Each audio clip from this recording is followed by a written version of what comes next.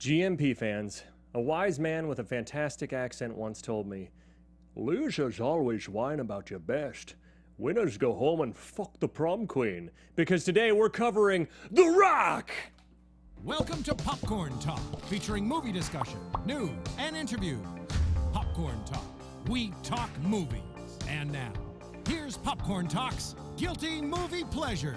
Oh yeah, three-way shake-weight dance! We should really get sponsored by Shake-Weight by now. I'm desperately trying to. Like, Shake-Weight, if you still exist as a company, you should sponsor our show. I say I'm desperately trying to, but this is literally all I do to try. I don't reach out to them in any other way. We just do this gesture. For 5 seconds, I pretend I have How two cool shake would it be, weights. though? That was bad, though. My arms are already tired from just it's shaking calisthenics. like that. It's a real workout. Yeah. It's a real workout. Imagine if you had a next shake weight. next week if we actually just start the show like this with a shake weight, just, you know, the jerk-off motion. Anyways, ladies and gentlemen, I started the show on a high note already. We are covering The Rock to go today. but down. Nowhere to go but down, just like our country. Oh, I said I wouldn't get political, and I'm 45 seconds in. You waited as long as you could. Wow. Anyways, I'm your host, Ben Begley, and with me, as always, is Jesse McIntosh over here. Hi, I'm Jesse McIntosh. Hey, where can they find you, Jesse? You can find me at Too Much Jesse on Instagram and Twitter, at The Prom Losers for Sketch. Yeah, and then also, guys, I've done shout-outs to Corey Ular several times on this show, and to several of our buddies. This is one of the original OG Akron friends of mine. I've known this guy since first grade. We've been best friends since first grade. He was one of two best men in my wedding. I had two best mans? Whatever. Anyways. Man sounds correct. I think Corey Ular, Yeah. yes! Here we Yes, go. I'm so excited. Let's get Now, ready for the here's fun. the thing.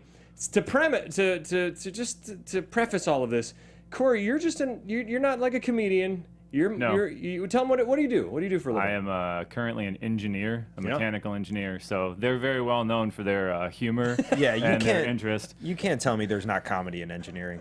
I mean, I guess there might be. It's kind of funny when stuff falls down, but then you get sued, so that's kind of shitty. Oh! Yay! Heyo. You're killing. But Corey, you and I have a history of calling each other up because you now live back in Ohio. You did Yes, live I out do. here briefly.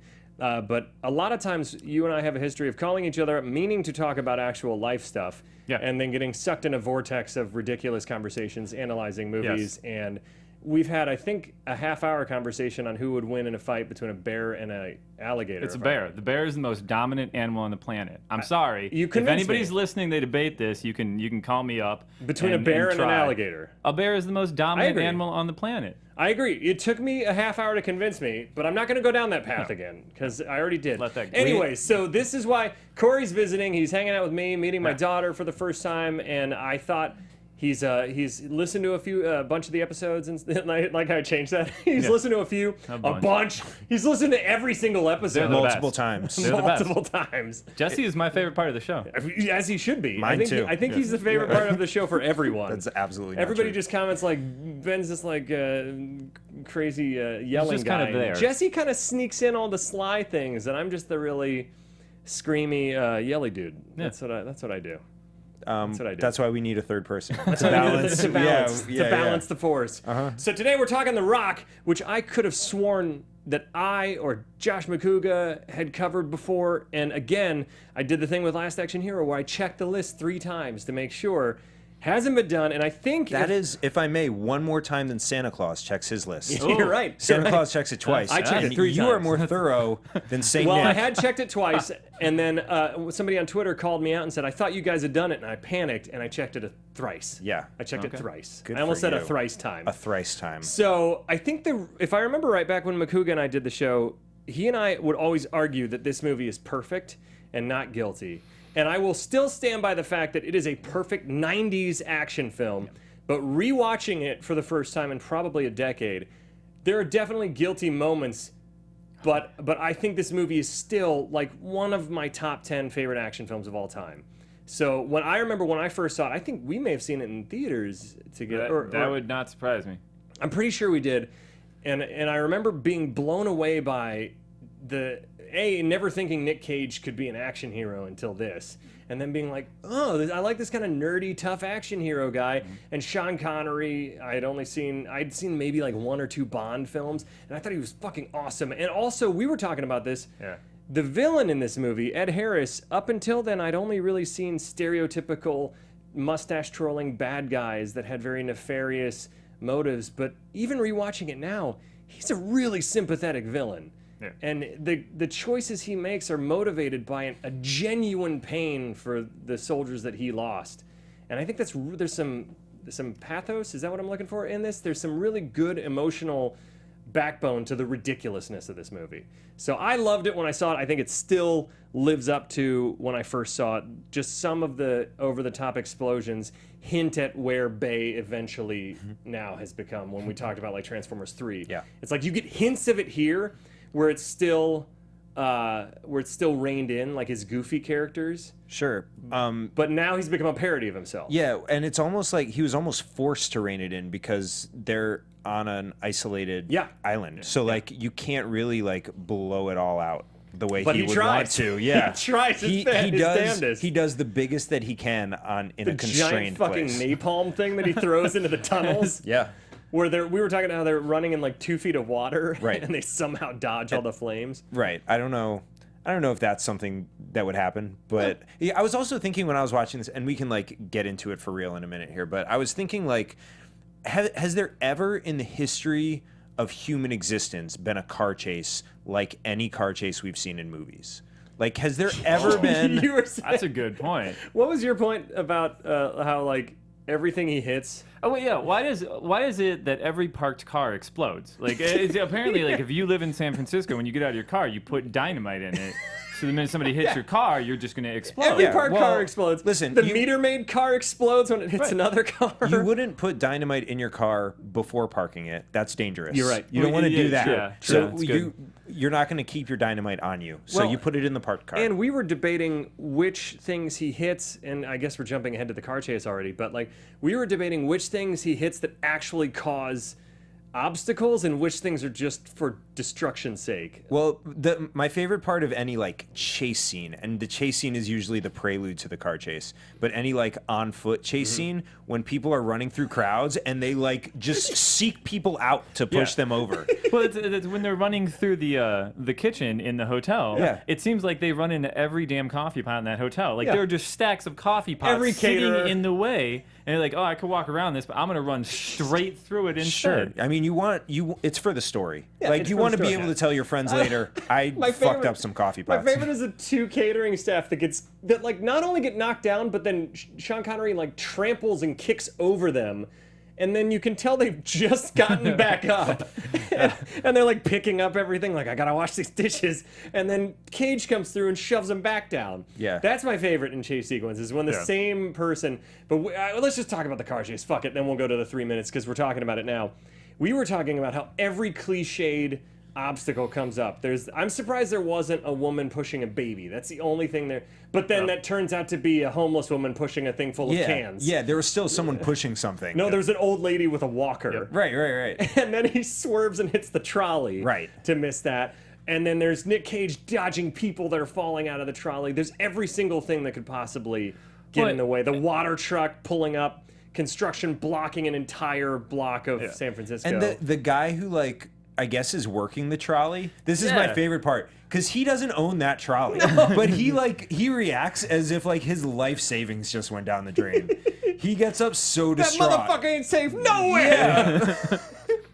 It's so good. I felt so bad for that guy. I did And too. you gotta love the lasting impression that he makes being on camera for all of like 10 seconds in the Oh, yeah. movie. Yeah. I Well, would- this guy is now you're worried about what has happened in his life. Like, where is this guy's life This going is the now? rabbit hole I go down Oh. every single movie we It's watch. like you're concerned for the library in The Mummy. Yeah. Where when we watched The Mummy, Jesse was so hung up on what happened to the library after Rachel Weisz knocks over all the shelves. Yeah, they destroyed the library, and then the library owner like was killed, and then we And never in this saw one- it again. This And then- one, not only did, first off, when the trolley crashes into another car and they both explode enough to launch it about 20 feet in the air. Yeah. Again, just San Francisco, guys, it's not safe to have dynamite in your driving car or your parked car.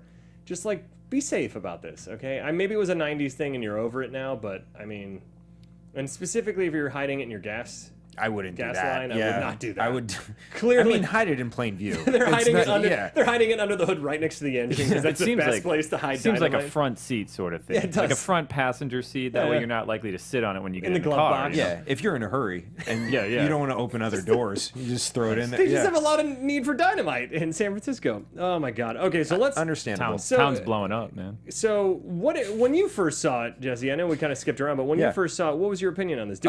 You own this? I own this. This is a movie that I own. which is rare, So I have the copy. If anyone needs to borrow it, and it's on VHS. I have. Yes, it's it's on audio cassette. In the theater I recorded it, and now I have an audio cassette your of it. Walkman, and I close my eyes and imagine what's just happening. remember everything. So if I like miss any like specific visual that you guys are It's talking just about, 'cause you it's were because listening I to did it. it audio. Yeah. So How does that car chase sound on audio? It's just like a. Sounds pretty thing. explodey. Oh, Yeah. very explodey. Yeah. No, I saw it not in theaters. I saw it on video. I rented it, I think through Netflix, and I really liked it. Wait. So when did you see it? Like not around when it came. It came No, out. no. I think probably like 8 or 9 years ago I saw it for the first Jesse, time. I feel like we have to have an intervention here because I feel like there's like either you're 10 years younger than you actually say, or Let's you go with that one. or you lived in a cave for like 10. it's the better It's option. amazing though to me. Like I get on. Don't worry, I get on Renee for the. I'm sure there's movies you've seen that I haven't seen. Yeah. But Step Up to the Streets. I think it's. Have you seen that one? I have not. 8 Not Mile. as good as I have Step not. Up. I have for seen You. 8 Mile. Oh, it's a good one. I have seen 8 Mile. It's classic. But I think that. But I also think that certain genres, like the guilty movie pleasure genre, is an acquired taste, and so it blows my mind because I see all of them. So I think I'm just like in this bubble of like everyone else has seen all of these, right? I think I tended to see more thrillers than like straight action. I see. So like I And I'm needed not a little I'm not bit- trying to like No, throw no. you under the bus. I'm just saying that this is a movie you own, and a lot of them I've either forced you to watch or our fans have forced you to watch. Yeah. Sometimes to your chagrin, aka Sometimes, but Machete yeah. and sort of Boondock Saints. Yeah, a little bit of Boondock Saints. But no, this one I saw independently without any pressure from anyone, and I really enjoyed it. And so I purchased it, and then I watched it again last night and had a great time again. That's awesome. Nicolas Cage, when I was younger, was acceptable, and now I feel like he's not. Do you think he's not acceptable in this? I think he's like way less than Yeah. he is now. He's become a little bit of a caricature the same way Michael Bay has. But like if Michael Bay made a film with Nicolas Cage right now, Oh my God. You'd Can watch you it. even You imagine? gotta watch it. I would watch the shit out of I that. would definitely listen to it on audio. But it's he has just become like a fake Nicolas Cage at this point. But like even back then, there are moments where you can see that. His, You mean like Zeus's butthole? yeah, or just like What in the name of how in the name of Zeus's butthole Yeah. did you get out of jail? yeah, These how cages. he randomly yells words, and he'll get like the crazy eyes for no Oh, yeah. reason. Oh, yeah. So yeah, there's just little bits, and it's tough. It's like tough to deal with a little bit, but You're telling me that he hasn't made some gems now? Like, I mean, I think Ghost Rider was a phenomenal film. I It was like- great. There was great character development. There was great storyline. listen, I feel like I'm waiting for one of our fans to go, "What the fuck?" yeah, I'm Corey's not. being sarcastic. It's engineer sarcasm. do you remember Wicker Man? Yeah, the bees, man? I didn't even see Wicker Man, but I hear it's amazing. So this is. I've never seen Wicker This Man. is actually like a fun tangent, but I went to a sketch Please, show that's one all time. we're about. Yeah, I went to a sketch show and they did Nicolas Cage teaches acting, and it was probably like 6 or 7 clips from The Wicker Man, and they were all independent clips, and he would be like, "This is how I would project happiness," but every single clip was a clip of him punching a woman in the face, like a different clip. And like the last one was him chasing a woman for a minute and then like catching her and punching her in the face. So a lot there you of go. women punching. This in is Wicker this Man. is the thing that we're laughing at. This is a good, I think they're- good end point to this tangent. Let's laugh about spousal abuse. I mean, I don't think they were his spouses. That, think- he- I think they were- that's a different story. I think they were like possessed. I think he wasn't punching the women; he was punching the demons. and the only way to get the demon out is to just punch the shit out It's of the him. same way you get rid of a shark. You know somebody sometime next week is gonna be like, the guys on the show were saying you just punch them because they got a yeah, demon. Yeah. I just want to also clarify, this was not my idea. No, and I no, didn't. neither I don't did- endorse it. I'm just and- explaining to you what I saw. And you know what? There's definitely only one side to punching women, and it's a bad side. It's a bad side. So yes. don't punch women. We're not claiming moral equivalency here. Don't punch women. Such a good I call. did it again. No, you didn't. I didn't. I didn't say his name, just like all the GOP senators. That isn't. Oh, now you're doing it. Sorry. I know. We don't have to be coy. Actually, like, fuck him. Fuck him. You know what I mean? Fuck him so much, man. Fuck him. And I know some of our fans are like, don't get political, blah, blah, blah. And it's like, Yeah, then, It's in our stratosphere. Stop listening. But also, like, just then turn us off for 15 seconds while I say, actually, fuck him. Fuck him. Yeah. Fuck Trump. All right, you Anyways. can turn it back on. Okay, you can turn it back on. We're back. Sorry. So let's get into the plot in 3 minutes now that we've just said fuck Trump 700 times. We're going to do the plot in under 3 minutes.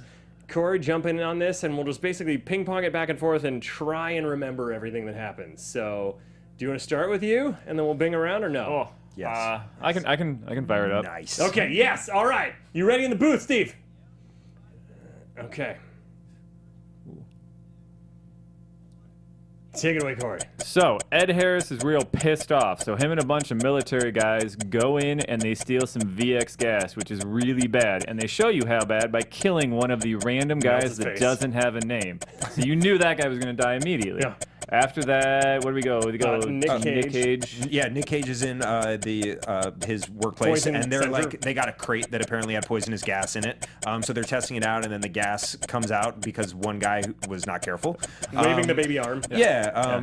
and so then they start to melt, and then he Diffuses defuses the the bomb, and then Can the sprinklers come Can I on. jump in? I love the fact that the guy is playing with something that came Yeah. out of a case that has a bomb Yeah. in it. Like, Oh, yeah. let me just Okay. pick this doll Ah, and move it. We'll He's get an into that. intern. We'll get into that. We Yeah. gotta get the plot first. Okay, Go. shit. Okay, so then Nick Cage goes home and says, anybody who would bring a kid in this world is a dick. And then she's like, well, I'm pregnant. He's like, oh, okay, that's awesome. And then he's fucking her on the roof, and it's this kind of weird sex scene with a shitload of candles. And he gets a call saying, hey, they've taken over the rock because Ed Harris and his Marines go take over the rock. They aim these VX gas rockets at San Francisco, and then they're like, we need to get on there. There's no way to get rid of the VX gas. So they're like, we know one guy. Cue Sean Connery. Who wants it? Corey, yes. So they go get Sean Connery out of prison, and they put him in this room, and then they offer him a deal. They're like, hey, we can do this, and you know they're tempting him. And Sean Connery gets real pissed off and decides to use a quarter to cut open the window, stick his head in, and then start yelling about how this is a setup and I hate things.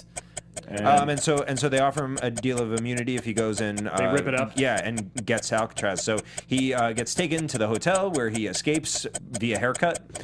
He escapes and he goes to see his daughter. And he tells her, "I'm going to be back." And Nicolas Cage tracks him there, and they recapture him, and then they head over to Alcatraz. Him and the Marines go, and they got these G.I. Joe style like scuba suits and vehicles that go underwater. These mini subs. They get in there. He rolls through all the flames to get through. Ah, shit! Rolls through all the flames. He lets him in. The Marines go up there. They trigger the detector, and then they're like, "I will not stand down." They all get shot. Everybody thinks they're all dead, and then Sean Connery's about to leave. Nick Cage convinces him to stay. They go and defuse the one in the morgue. There's a shootout and shit going on, and then they Another shootout underground. another shootout in the Goonies tunnels, and then there's and then Sean Connery's going to leave again, and Nick Cage is like, "No, we have to defuse these bombs Again, because And then he comes out and turns himself over to Ed Harris, and then they're in jail. I take pleasure in gutting you, boy. And then he escapes. And then Jesse, you want to take it away, or you want me to do it? Fuck it, I'll just go. And then they go, and they escape, and then they're fighting the guy, and then there's mutiny, and the bad guys they're gonna fire the rocket at San Francisco, and then Ed Harris misdirects it, and then they shoot each other up except the main three nut jobs, and then Sean Connery's fighting some of them while Nick Cage is off trying to defuse the last rocket, and the dude's after him. He's like, "I'm gonna get you!" And are you the Rocket Man? He fires off Tony Todd, who gets impaled, and the other guy gets a green thing in his mouth, and then he shoots the green flares, gas, and then they find the tape. Oh, Jesus. Sorry, I did want to talk about that minutia that you were talking about, but I was like, oh shit, because Jesse and I are very guilty about getting into the minutia during the 3 minutes. Yeah, we do that. I think I need a Gatorade after that or something. Which flavor? Would you like to sponsor us, Gatorade? Gatorade, Powerade, vitamin water. We're open. At this point, we're unaffiliated. We're so. unaffiliated. At this point, we have no ties. My favorite's Arctic Glacier. Ooh. Yeah. So let's talk into about. it. Flavor spot on. I was the first thing Renee watched this with me, and she'd never seen it, and she was like kind of like a running commentary of things. Like in the beginning, she was like, "Is this supposed to be California? It doesn't rain this much in California." And I was like, "Honey, but it looks cool. Yeah. It looks dramatic when he's walking through the cemetery." and there's rain and shit. So here's my favorite part of the movie, and forgive me if this is naive on my part, but his wife's gravestone, his wife's tombstone, says his wife. That's legitimately what it says. Yeah, what's And your I was name? like, Or it says her name, I think right? it says her name, but it also just says his wife. Yeah. And it's like, why you couldn't have you had to use a pronoun, you couldn't have used his, because now he's the only one allowed to stand there. Well, Yeah, and here's that's the true. thing. Also, you would assume that means that he's buried next to her. And Right. It is confusing. I remember seeing that last night and being like, what the what? Yeah. Maybe it's just Michael Bay didn't do any research and was like, his wife. We have people need to know that this is his wife. Yeah, it's not any. It's not that he didn't do research. It's literally just it's the exposition police came along and were like, here we go. Yeah, no one knows this The is his only wife. way they'll know, not through the dialogue of him kissing the metal and everything. Yeah. Nope. You had to I literally say. got real confused until I actually saw his his wife wife. on it. I was like, You're why like, is he in front of this tombstone? Is it, That's is it his wife. girlfriend? Why is he getting so emotional? Oh, good. Okay. So that first. Is it his husband? Here's where this movie, and you and I talked about this when we were rewatching it. Is this movie does what Michael Bay doesn't do anymore, which is it has several save the cat moments. And in writing terms, for those that don't know, save the cat is where you give either your hero or villain a moment where they make a good decision in a bad situation that makes you side with them. And Ed Harris is a villain that has layers where, like, in the beginning, they're tranquilizing the guys. They're not killing anyone, even though the one dude that gets clocked in the neck and does a flip around to the pavement is probably not going to walk properly ever again. So that's some of it gets a little like, that was just cool. But even in moments later, like when I'm fast forwarding ahead, but when Ed Harris gets shot, Sean Connery and Nick Cage go to drag him out because they realize he's not as bad as they thought. Whereas now, we talked about how Transformers, it's just like, there's a soldier caught in a helicopter and they're all just like, fuck you, we're out. And they just jump out and leave him in there to crash and die. And the Autobots are like crashing and blowing up highways. This movie still has stakes. They even comment in the, although arguably in the car chase scene, several FBI agents are dead or dismembered from those cars. When he yells out, I hope you have insurance, and it's like the car just flipped 17 times. I was like, I hope you have a metal cage in there to keep yourself alive. But would you guys agree that this is like still kind of more reined in, still somewhat caring about human life, Michael Bay? Yeah, I mean, I think the movie does a really interesting thing in making the traditional good guy the bad guy and making the traditional bad guy the good guy. And it creates really interesting dynamics individually and then also between the main characters. Yeah. And it's something that I don't think a lot of people do. It's tough to do. It's tough to make us care about a prisoner of 40 years, and it's tough to make us root against. The actors help. Yeah, totally.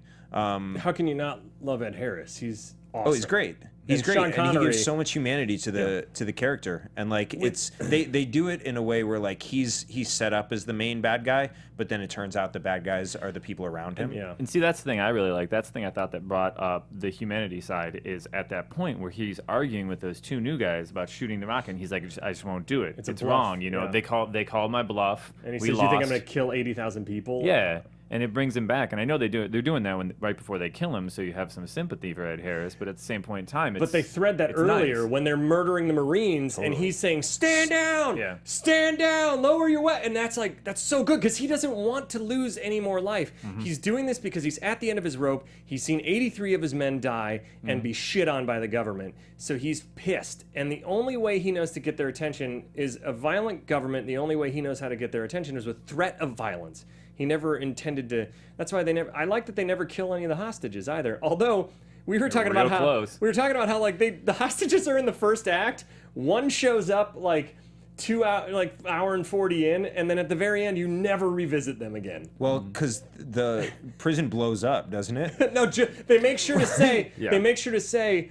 We didn't hit the prison tower. We just hit the guard tower or something. The rocket hit on the left side. They or make south side or sure to something like say that it missed, because Yeah. otherwise that'd be such a shitty That'd be ending. so shitty if they just bombed the hostages. Like everyone else was dead already, and they just flew through and bombed 80 It'd be innocent so Michael civilians. Bay of them. Yeah. Oh, whatever. Oh, fuck it. fuck 'em. As long as Nick Cage can have a funny ending with the Yeah. microfilm. So let's get into this The first scene that I really, really love is when Nick Cage and his buddy, which, by the way, Nick Cage is an expert at real-life mousetrap, apparently, when he shoots the plastic dart and everything goes and lights on fire, and it's like, you have way too much time on your hand. By the way, sorry, one more thing I want to say before we jump into this. Another fucking movie that shows us someone throwing up. You hate that! Enough! Corey, just so you know, Jesse has a strong aversion to actually seeing throw up vomit. coming out of someone's mouth. You believe that just you tell him. Yeah, you can just hear the sound and like get the camera angle from behind. We don't need to see vomit coming out of Jesse someone's hates mouth to know that And they're so vomiting. when we watched Team America World Police, where he vomits for about 7 minutes, it was Jesse's nightmare. it's And the he's still mad at worst. me for that. It's not, but it's in like everything. It's and in everything. I hadn't remembered it in The Rock, and then And Nick Cage you're had like, fuck it! yeah, I hate this movie yeah. now. So I need a new TV. So this first scene where I love the set, I love how fast this movie, everything just, there was a pace to 90s action films where every single scene, even if it was loaded with exposition, which a ton of this is, it just moves the plot forward. Everything is like, and it has a pace and an energy, and even the intro of Nick Cage and his dorky buddy who shows up again sort of and is like, hey, I'm getting out of here, I'm gonna do something totally different, isn't that cool? But this first scene is a really intense, awesome way to show why Nick Cage is an expert and why he would be good for this by doing instead of a bunch of words. Yeah. And when that sarin gas goes off, that scene is intense. And I love all the scientists and the guy that's like, we're fucked. It's like there's enough quirk to the characters, but it's not annoying like Transformers 5 through 9 or whatever get, you know? Yeah. I think they have little moments like in the interrogation room when the guy's like, well, that's a good way to go. Well, I guess that's one way to go when he takes the cuffs off. There's like it's sprinkled. It's not overwhelming. Sure. And there's also like in that particular scene, like you said, we learn from doing, not from talking. Like we learn that you need the stick it in shot the to the heart. Oh yeah. Speaking of, Yeah. Foreshadowing. we have that sound clip. You want to play it? Can we play clip number 1? Look, how big's this shit? You want me to stick this into my heart? Are you fucking nuts? Love that stuff. I mean, I remember loving that so much when I first saw it. You want me to stick this into my heart? Because that's a huge needle. yeah.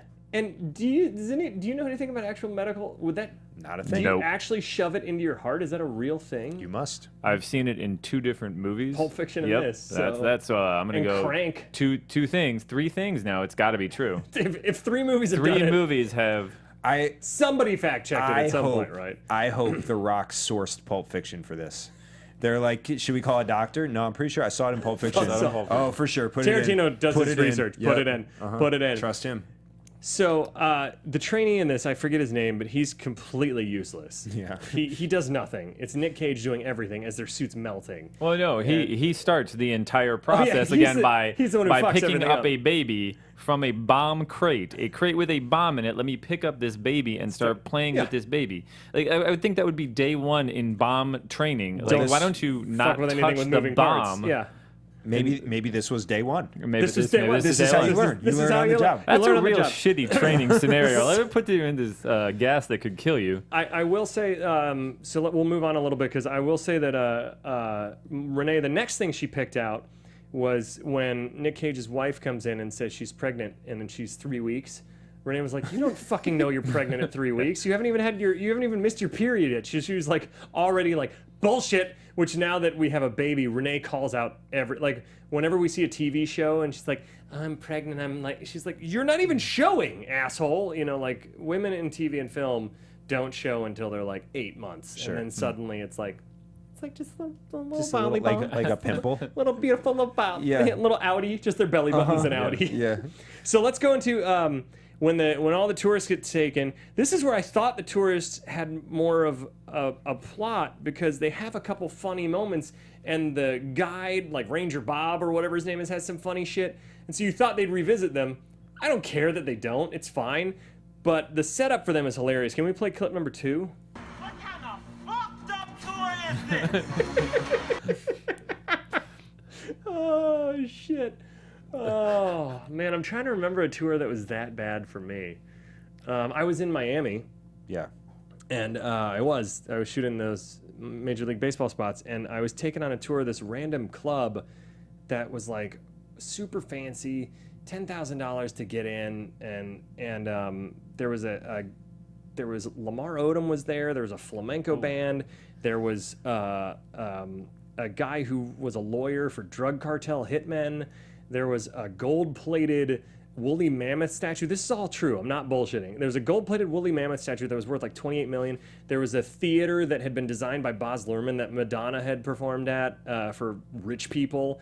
And as I'm walking through this, and I'm just seeing all this unnecessary spending of wealth when you could do literally anything else with your money, I just looked at the guy and I was like, What kind of fucked up tour is this?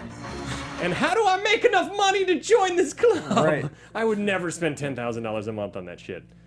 It's insane. Never say never. Never say never. That sounds like an awesome place. It was pretty awesome. Is Lamar Odom there all the time? Well, he and I then got in a car with the guy that was leading us around, and they took us to a club, and Lamar Odom and I were rapping along to Triumph by Wu-Tang.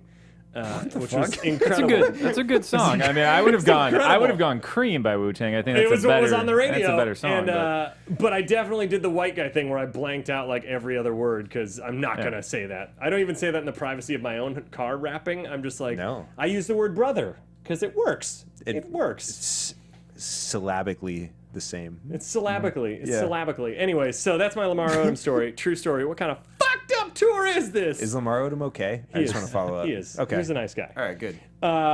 Anybody got anything on that tour? Or did I just take up 10 minutes of our time for that? It's fine. We'll move on. So then they call the FBI. There's the counterattack that the FBI is starting to plan because they think they're screwed. Can we play clip number 3? This is where they build up General Hummel and how he's a war hero. 3 tours in Vietnam, Panama, Grenada, Desert Storm, 3 Purple Hearts, 2 Silver Stars, and the Congressional Medal of Jesus. I didn't realize they gave out the Congressional Medal of Jesus. Only to very special individuals. I think it's if you're a high-ranking Marine and you also went to clergy school. Is that what it is? I think, yeah. Or is that too That's- obvious? No, I think that's it. I think that's what it is. that's I mean, it's the a Michael only- Bay film. It has to be taken literally, right? Sure. The Congressional Medal of Jesus. That's actually the Congressional Medal of Jesus was also in that church that they went to at the end, but it was in the left leg. they opened the right leg, the hollow right leg. They got the hollow, and But they should have found the Congressional Medal of they Jesus. should, if they had been given further direction, Damn they it. would have known. Damn it. Yeah. Then we get more into what the VX gas is, which the VX gas is still one of my favorite weapons. Because a lot of times action films have the same kind of doom and gloom scenarios. It's a nuke. God, how many times have we seen people thwart a nuke? Or if it's a superhero movie, how many times is it a giant fucking beam going up to a clutter thing in the sky that's going to bring the whole city to an end?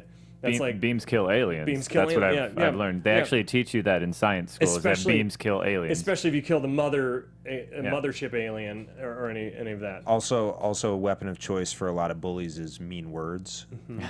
So there's that. There's also. mean words. There's a lot of mean I, words. a lot of I mean learned words. that in middle school. I Unfortunately, did too. Yeah. But we learn what the VX gas is, and it's no fucking joke. We saw it, but now we learn the magnitude of what it can do, and then later on we learn the specifics of how it like eats away at you. So can we play clip number 4? This shit is lethal. What is the potential casualty rate for a single rocket armed with VX poison gas, General Peterson? 60 or 70? That's not so bad. That's not so bad. What a dick. 70,000 dead. 1 teaspoon of this hits the floor. It's lethal up to 100 feet. 1 teaspoon of this shit detonated in the atmosphere will kill every living organism in an 8-block radius. Get the point?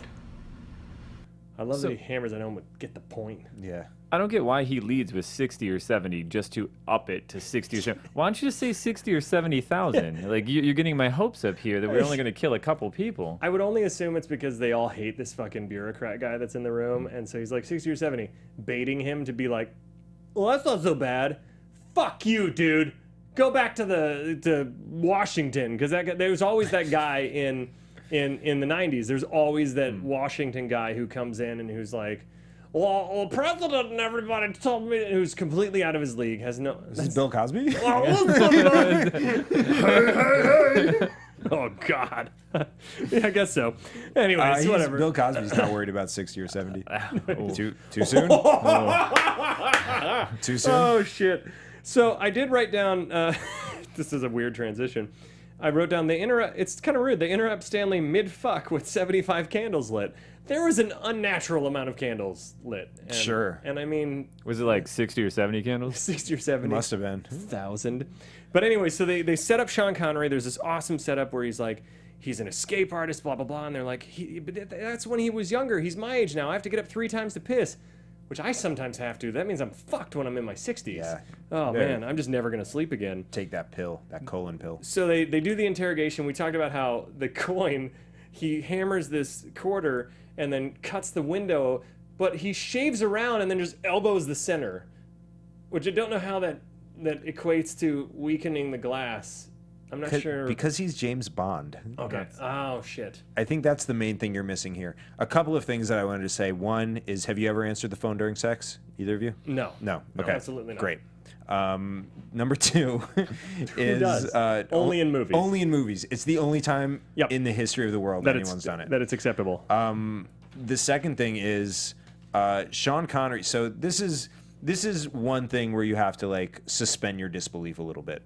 That Sean Connery 40 years ago was this mastermind criminal, or not criminal, but like MI6 agent. Basically. yeah, agent. He's been He's basically basically- doing nothing for 40 years. Just reading. And he like immediately jumps back into it. Like I will not ride a bike for a year, and it'll take a little bit of time to get my balance when I jump back on. For 40 years, he hasn't been escaping the like most locked down prisons on earth.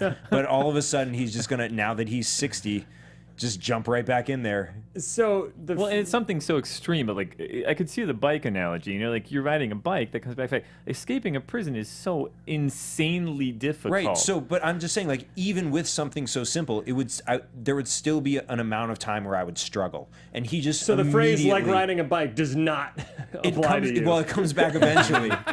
It comes back like eventually. riding a bike. Eventually. For That's- Jesse McIntosh. I mean, that's the end of the saying. No one that finishes should the be saying. like, Yeah. It's just like that should riding be a bike. on your tombstone something like Eventually. in 100 years. No, my tombstone's gonna say his or her husband. husband. Yeah. Can we play just because I know we once again spent like 40 minutes on the first 10 minutes. So he gets his hair cut, and oh my god, one of my favorite characters is the stylist in this. The Boston Common guy. He's so funny when he's like, "I don't care who you are, I just want to know, are you happy with your haircut?" It's so funny. And this clip number 5 shows a little bit of humor and how badass Sean Connery is. Can we play that?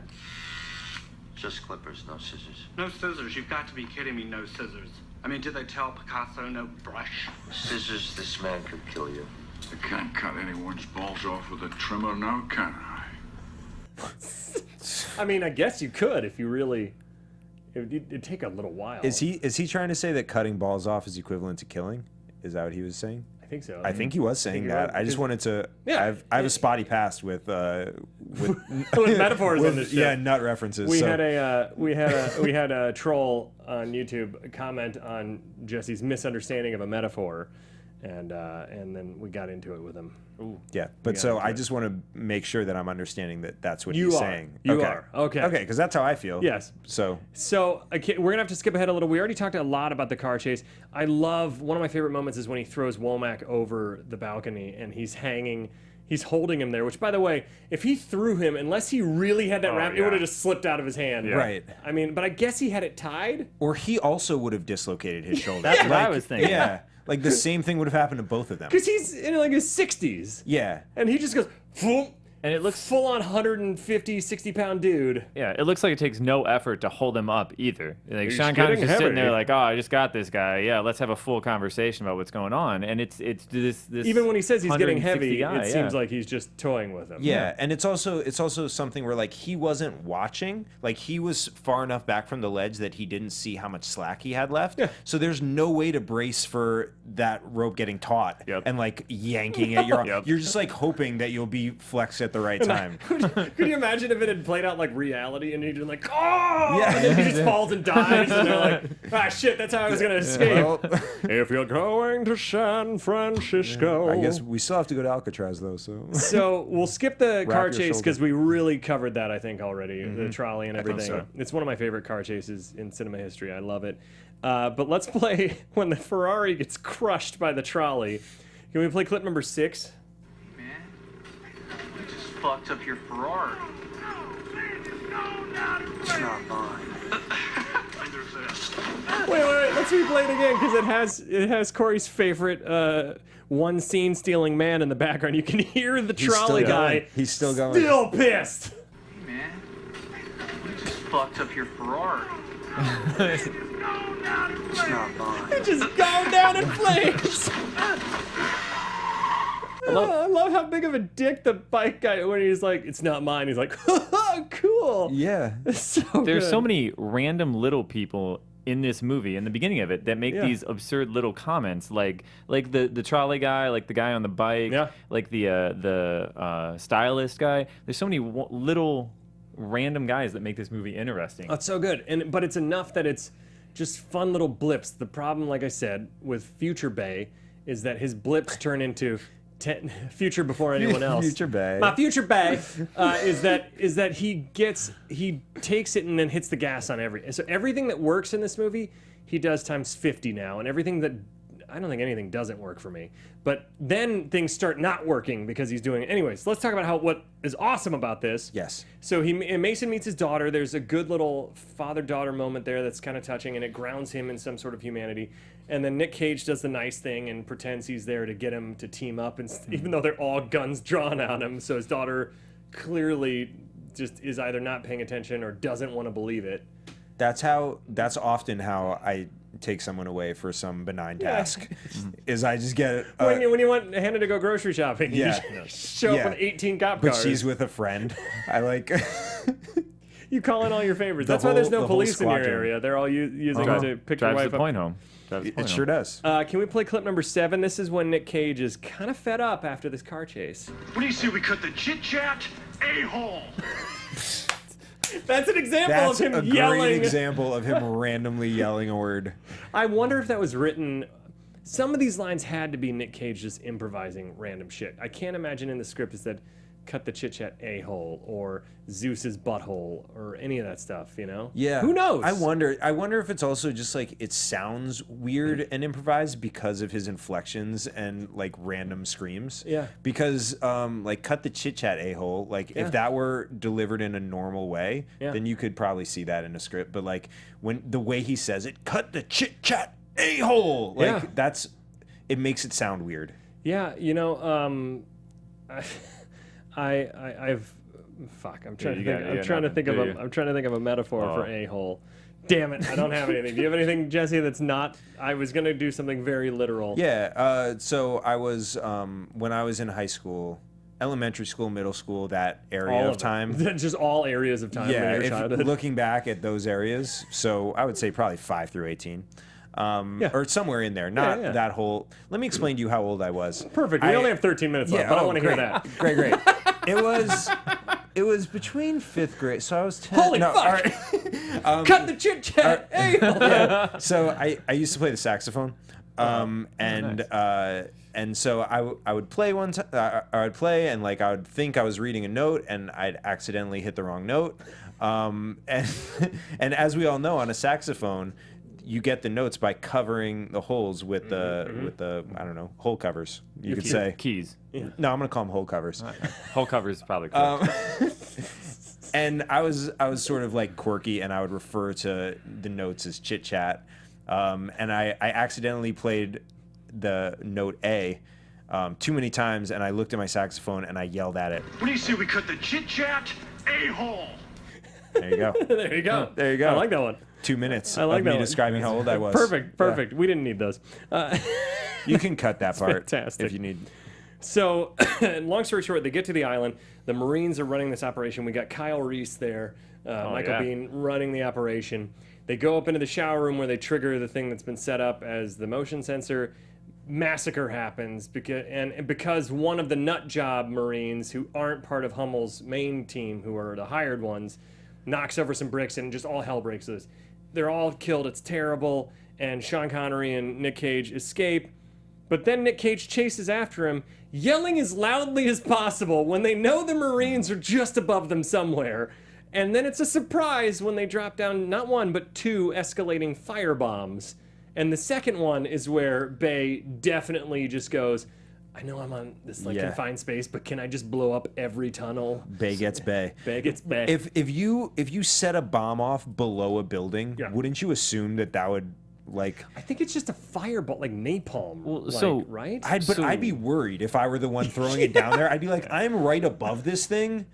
I'm concerned about my own and well-being. it goes off pretty instantly. Like, Yeah. they lit it like like we used to light black cats back Yeah. in the day, where it's like, oh shit. Yeah. So what's the point of the first bomb? Because they dropped on the first bomb and it explodes and makes a small explosion. Then they drop the significantly bigger Why not bomb start down with to that blow up that one. Yeah, like let's just get rid of the first bomb. Let's just drop this Because the bigger first one in. just kind of is a warning shot, like, hey, by the way, we're gonna try and catch you on fire, so like run to where water's about knee deep. Yeah. That's all it is. Yeah. It's a bad move, bad guys. Bad guys make bad decisions. Oh, I all did the time. skip. I did skip Sean Connery's awesome quote when he rolls through the whatever furnace thing, and he's like, "I just hope they haven't changed the timing." Which, by the way, my Sean Connery impression. That's let's- pretty let's good. just- It's not bad. Yeah, that's pretty good. Do you want to hear Channing Tatum doing yeah, Sean do. Connery? Please, please. I hope they haven't changed the timing. There you go. Perfect. That's a running joke here. not Jesse's bad. immaculate Channing Tatum. Can we play clip number 8? Welcome to the Rock.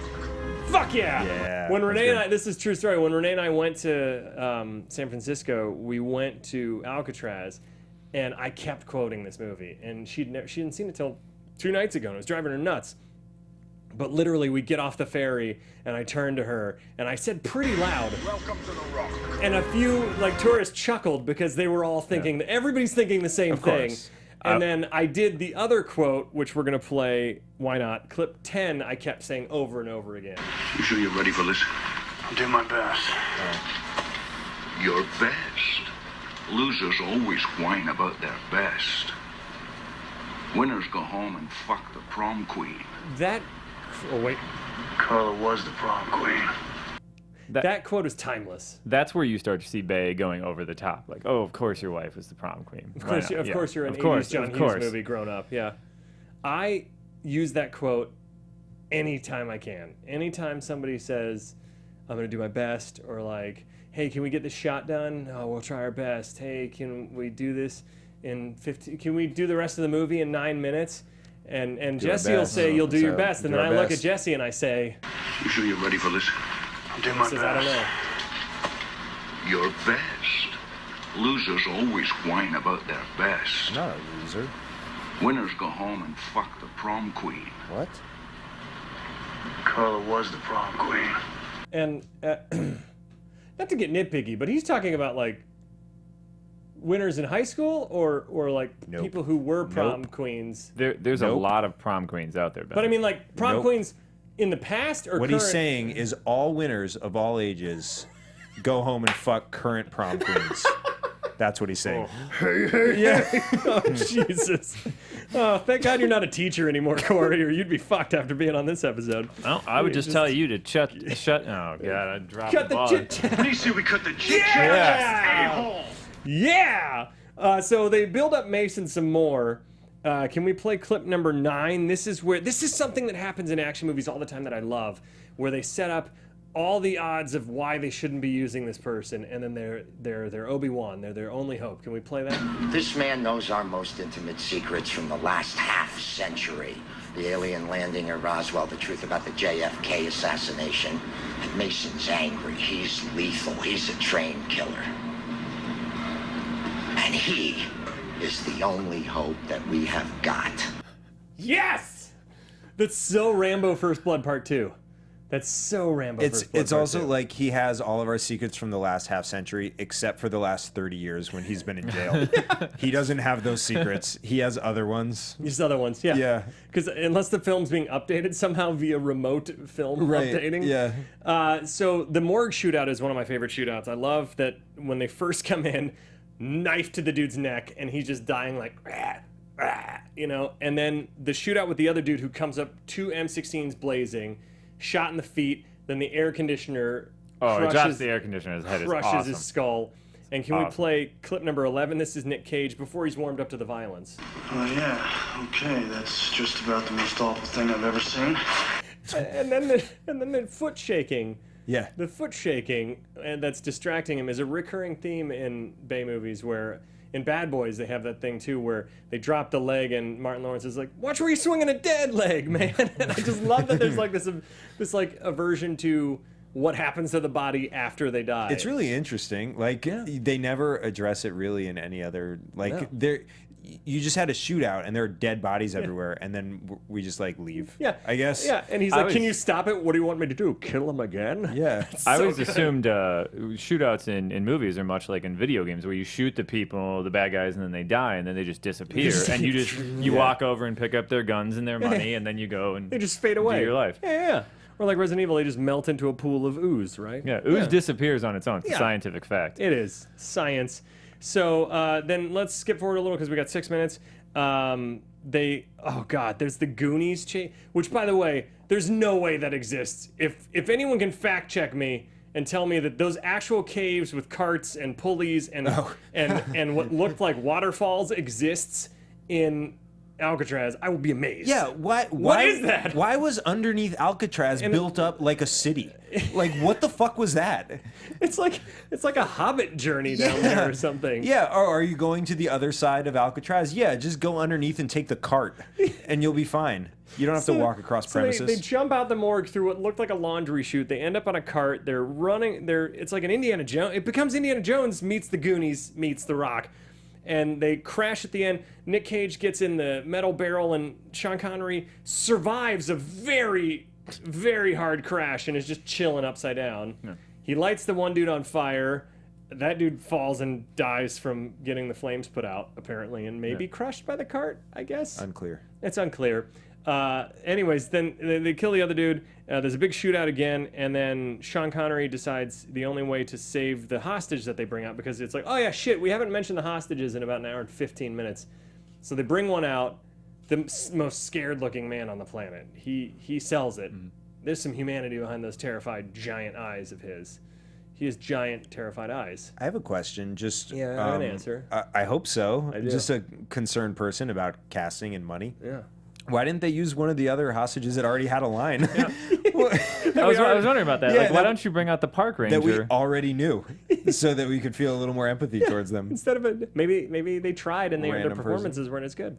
That's possible. He does a good performance. Like Ranger Bob, right? Ranger Bob. Maybe he was too comedic. He's like, I'm Ranger Bob. I have no kids. I'm lonely. And they're like, oh shit. I'm hoping for kids. Is anyone on the other end of this line? Why does your voice go like this and almost Kermit? I was trying to emphasize his rangerness. Okay. Anyways, so Sean Connery comes out, and this is another great cliche with action movies, like things like Heat, where Robert De Niro and Al Pacino get to sit across from each other, where in the real world, the bank robber and the cop, or the escaped convict and the military guy would never actually have a conversation. It'd just be like, okay, cool, that's done. But they get this little tete-a-tete they get to have. So can we play clip number 12? Government, I don't quite see how you cherish the memory of the dead by killing another million. And this is not combat. It's an act of lunacy, General Sir. Real life, that's what would happen. Personally, I think you're a fucking idiot. So good. So good. Especially after he eggs him on like that. I know. He's in real life, you can't egg on bad guys like that. Personally, I think you're an idiot. Well, he must have understood that Ed Harris was not wanting to kill people. I think so. I think he read him. Yeah. Because he's a spy. He can read people. Yeah.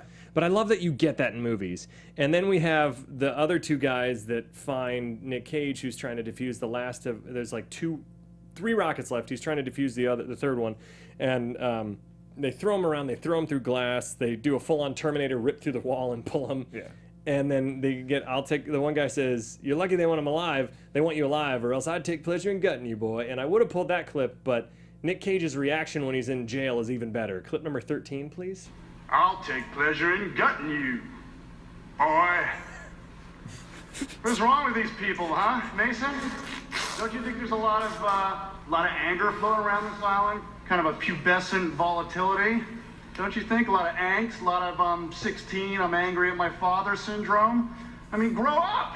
We're stuck on an island with a bunch of violence for pleasure-seeking psychopathic Marines. Shame on them!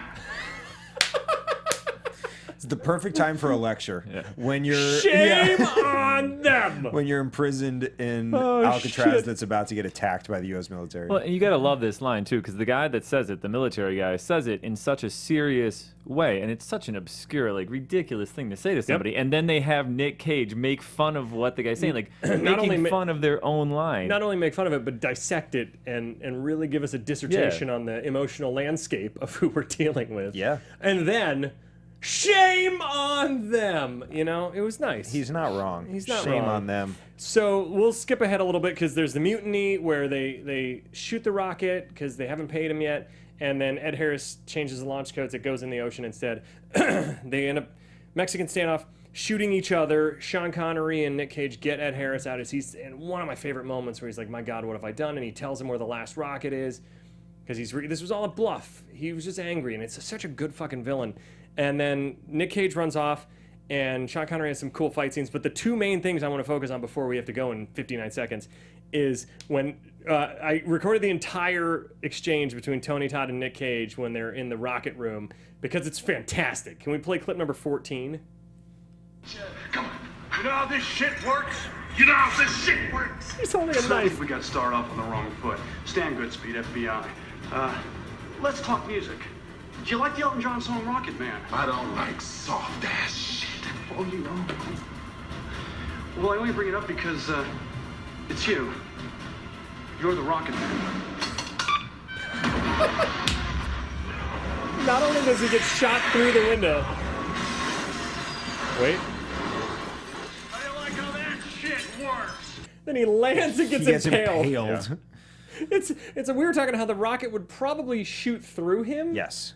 Or at least do more damage than just like getting kind of like Mike Tyson punch out through a window. Yeah, he might have dislocated his shoulder. My with favorite that thing one. about that moment, I know we got to get going here, is you know how this shit works? Nick Cage is saying that about a very complicated bioweapon.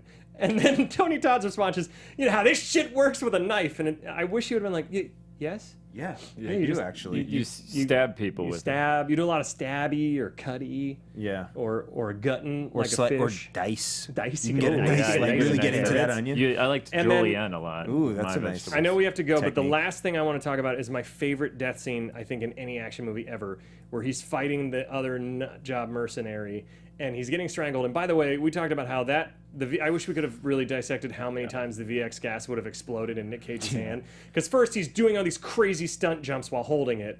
Try holding a raw egg in your hand and running around and it not bursting like that. Then he puts it in his front pocket. Would have exploded several times. Sure. But it stays there in enough time for him to shove it in the dude's mouth and slam his jaw shut to instantly make him spew up what looks like acid and then his face bubble.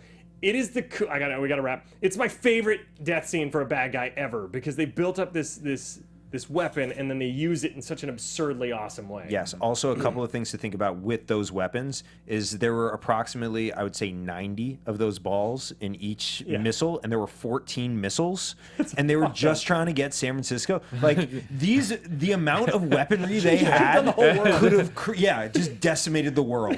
Everyone's gonna die. Yeah, like mutually Everyone's assured gonna die. destruction. what were they thinking? I love this movie so much. Sorry we didn't get to talk more about the needle in the heart, which I love so much at the end, and the tape and finding out who JFK was really killed by. But I had a blast talking about The Rock. I love The Rock.